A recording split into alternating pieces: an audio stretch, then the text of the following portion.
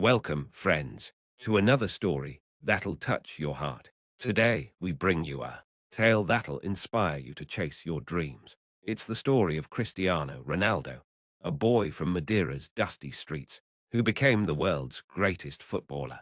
Imagine a kid kicking a tattered ball, his mother Dolores working late nights, sacrificing everything for his dream. The world mocked his skinny frame, his strange accent. Yet he never stopped. A mother's sacrifice, a son's promise, that's what fueled him. Today, we'll tell you how Cristiano turned pain into glory. From Manchester United to Real Madrid's roaring crowds, proving at 39 that no limits exist. But it wasn't easy. Heartbreaks, family love, and a fire that never fades. Stay till the end, because every moment holds a lesson that might change your life. Subscribe, like, and let's dive into No Limits, the untold story of Cristiano Ronaldo, Siwu, the unyielding spirit, a Cristiano Ronaldo epic. Chapter 1, The Spark in Funchal. The year was 1992, and the sun hung low over the jagged cliffs of Madeira, bathing the small town of Funchal in a warm, amber glow. In a cramped backyard on the island's edge, 7-year-old Cristiano Ronaldo dos Santos Aveiro chased a worn-out football, its stitches fraying from endless kicks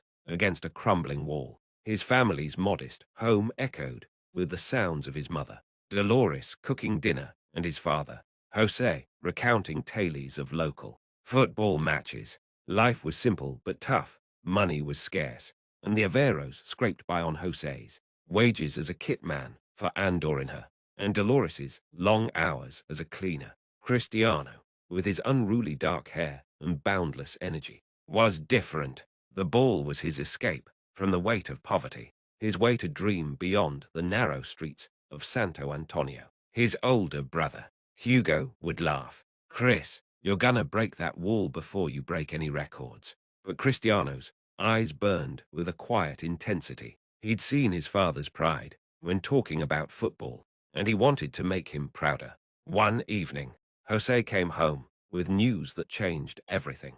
"Chris, Senor Almeida from Andor in her saw you playing in the street. He wants you at the youth team tryouts." The words lit a fire in Cristiano's heart. At the tryout, he wore Hugo's oversized boots, his skinny frame dwarfed by older boys, but his feet danced with the ball, weaving through defenders like they were statues. He scored 3 goals, earning a nod from Almeida. "This boy's got fogo," the coach told Jose. "He's special." Chapter 2, The Leap to Lisbon. By age 12, Cristiano's talent had outgrown Madeira's dusty pitches. A scout from Sporting Lisbon offered him a spot in their prestigious youth academy, but it meant leaving his family for the mainland, 600 miles away. Dolores sat him down, her hands trembling as she spoke. "This is your chance, Chris. We'll always be here. Go make us proud." The decision tore at him. He'd never left Funchal, never been apart from his mother's warmth or his siblings' teasing. But the dream was too big to ignore. Lisbon was a shock. The city was loud, chaotic, and cold compared to Madeira's sun-soaked hills. At Sporting's academy, Cristiano faced new challenges. Teammates mocked his thick Madeiran accent, calling him Provinciano and snickering at his small stature. Homesickness hit hard. He'd lie in his dorm bed, clutching a faded family photo, tears soaking his pillow. But every dawn, he'd rise, lace up his boots, and train. He stayed late, perfecting his dribbles and free kicks, driven by a mantra: "If I'm not the best, I'm nothing." His hard work paid off. By 15, he was the academy's star, his speed and skill drawing gasps from coaches. But then came a blow. Doctors diagnosed a racing heart condition that could end his career. The night before his laser surgery, Cristiano stared at the hospital ceiling, fear creeping in. "I can't stop now," he whispered. The procedure was a success, and within weeks, he was back, training harder than ever, as if daring fate to stop him. Chapter 3, The Manchester Call. In 2003, at 18, Cristiano's life took a seismic shift during a friendly match between Sporting and Manchester United. He dazzled the English side, outpacing defenders and assisting 2 goals in a 3-1 win. In United's locker room, players like Rio Ferdinand and Ryan Giggs urged Sir Alex Ferguson to sign him. "He's unreal, boss," Ferdinand said. Ferguson, eyes gleaming, agreed. Days later, Cristiano joined Manchester United for £12.24 million, the most expensive teenager in football history. Old Trafford was a cathedral of football, its scale overwhelming. Cristiano inherited the No. 7 shirt, a legacy worn by legends like George Best and Eric Cantona. The pressure was crushing, and his early games were uneven. His flashy stepovers frustrated teammates, and fans grumbled at his rawness. But Ferguson saw the diamond beneath.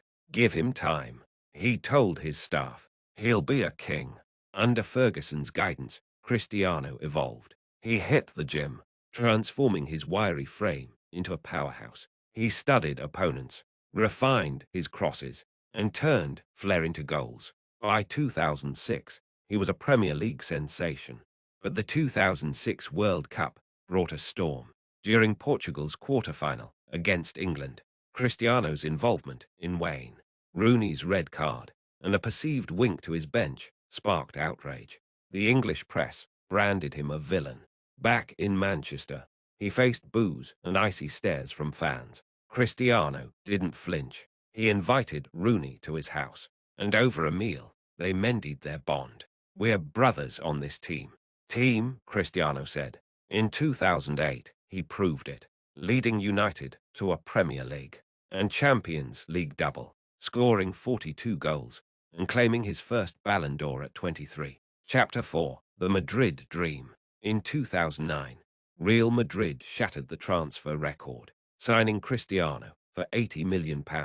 The Santiago Bernabéu was a stage fit for his ambition, but the expectations were galactic. Fans saw him as the answer to Barcelona's Lionel Messi, whose artistry was rewriting football. The rivalry became a global spectacle, two titans pushing each other to impossible heights.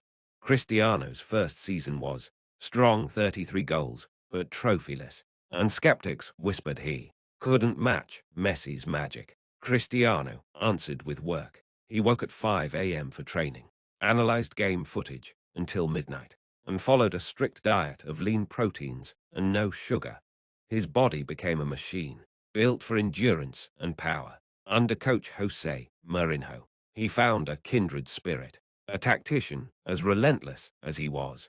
In 2011-12, he scored 46 goals in La Liga, clinching the title and the golden shoe. The next season, he went further, netting 55 goals across all competitions.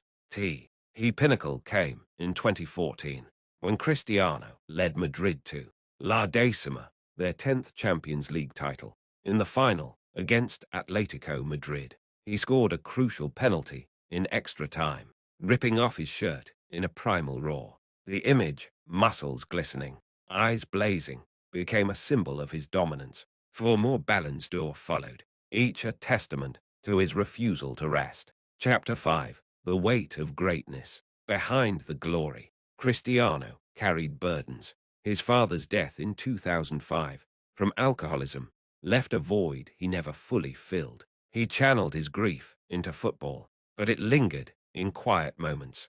In 2010, he became a father to Cristiano Jr., born via surrogate, and embraced single parenthood with fierce devotion. "I want him to have everything. I didn't," he'd say, shielding his son from the media's glare. In 2017, he welcomed twins, Eva and Matteo, and later a daughter, Alana, with partner Georgina Rodriguez. Family became his sanctuary, a counterbalance to the chaos of stardom. The Messi rivalry, while motivating, was also exhausting. The media pitted them against each other endlessly, and though Cristiano respected Messi's genius, the constant comparisons strung. "I'm not here to be second," he'd tell his inner circle, yet he never let it consume him, focusing instead on his craft. Off the pitch, he faced scrutiny, tax allegations in Spain, media storms over his personal life, but he stood tall, addressing challenges with the same defiance he brought to football. Chapter 6: The Juventus Challenge.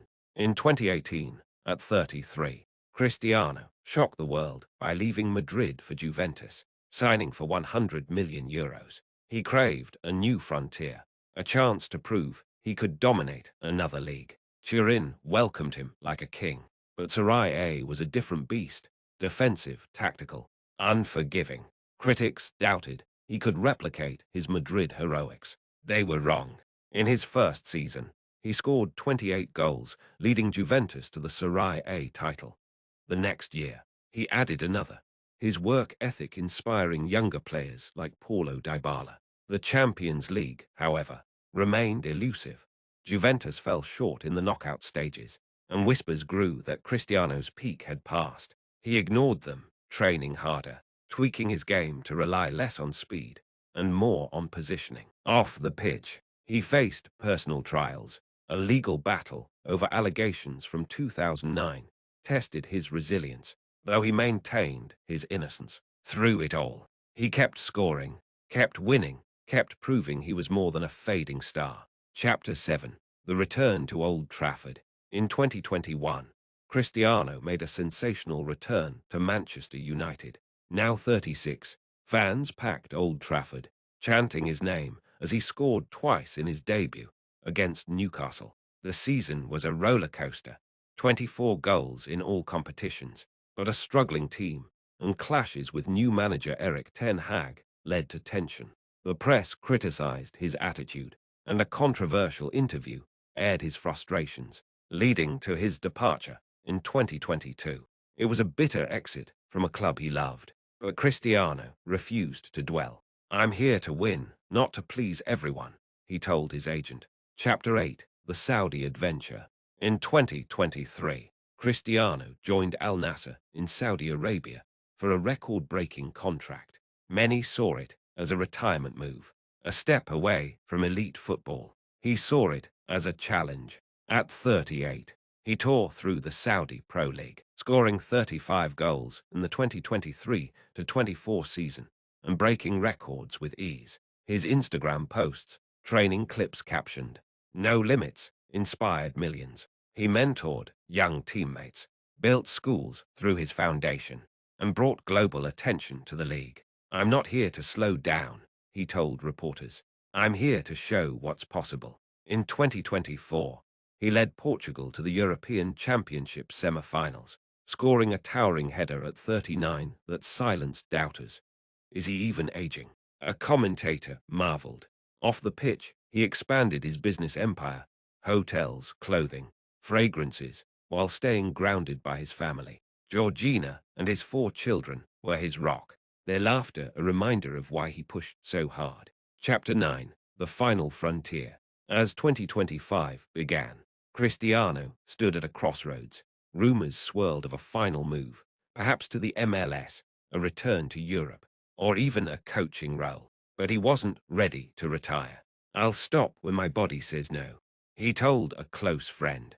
His training remained brutal. 6 a.m. gym sessions, ice baths, and film analysis. He studied younger players like Erling Haaland, adapting their strengths to his game. In Al Nassr's 2025 season, he scored 20 goals by May, defying time once more.